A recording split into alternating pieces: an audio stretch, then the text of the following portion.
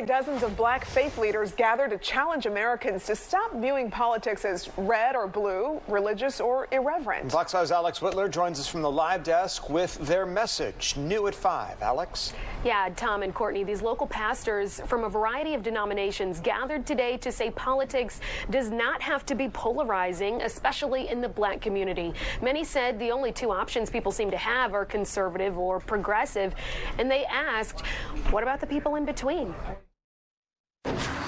Black Americans consider themselves moderate. The majority middle may not be as segregated and polarized within political boundaries as we are depicted to be.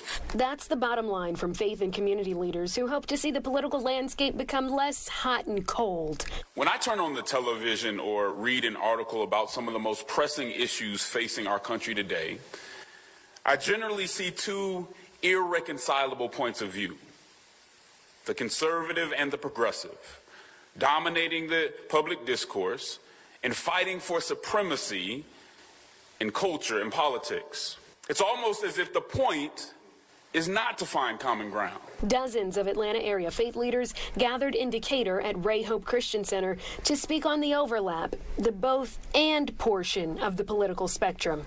Hundreds of faith leaders have signed a statement about the political and faith landscape with the hopes of bringing more people to the polls. We believe in civic pluralism, which is the understanding that we live in a pluralistic society, a society with people with many beliefs, and we need to respect one of each other's beliefs. They say because of these intersecting values, solid blue or red doesn't resonate the way it used to.